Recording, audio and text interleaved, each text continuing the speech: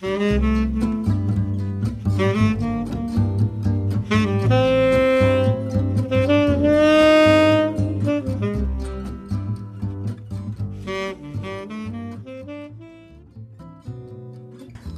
Nardin, bonjour et tout d'abord merci de recevoir les caméras de Pratis TV pour cette visite du musée de l'AP-HP.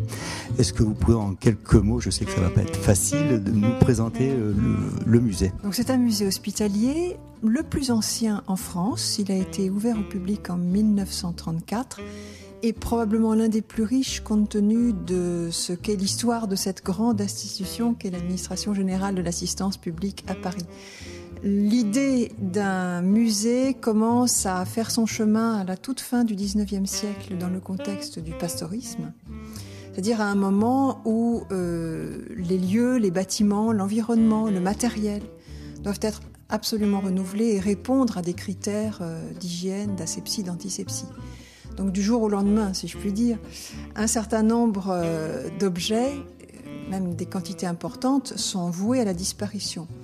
Et pour les objets qui étaient beaux ou qui avaient déjà du sens au regard des générations de l'époque, il était impensable de mettre tout à la poubelle. Donc l'idée d'un patrimoine s'affirme et l'idée d'un lieu pour le conserver également. Et donc, après bien des débats, il aura fallu 50 ans d'acharnement, de réflexion, etc. Après 50 ans, le musée ouvre, donc en 1934, et occupe un petit espace de ce qui était alors la pharmacie centrale des hôpitaux, qui avait, après la Révolution française, occupé un ancien hôtel particulier, l'hôtel de Miramion, où nous sommes encore et toujours, évidemment dans des espaces un petit peu plus larges qu'en 1934, mais malgré tout trop étroits à nos yeux.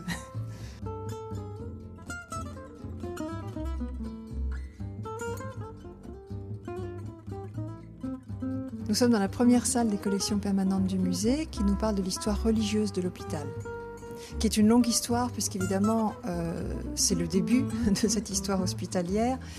À Paris, cette histoire hospitalière commence avec la création de l'Hôtel-Dieu à la fin du 7e siècle. Donc vous voyez que c'est un peu plus de 1000 ans d'histoire rien que pour Paris. Et puis pour l'ensemble de la chrétienté, c'est 1500 ans à peu près d'histoire. Donc c'est important, il n'y a guère qu'une petite salle qui est consacrée à cela. Malgré tout, ça permet de comprendre pourquoi c'est une institution d'église, à quelle fin, en fonction de quel idéal ou quelle aspiration.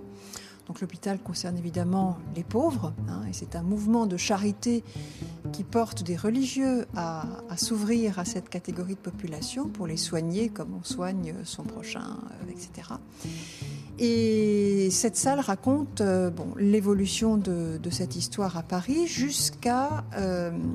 jusqu'au départ des religieuses de l'Hôtel-Dieu, au nom de la laïcisation des personnels des hôpitaux, voulue par l'administration de l'assistance publique. C'est une grande administration laïque et publique.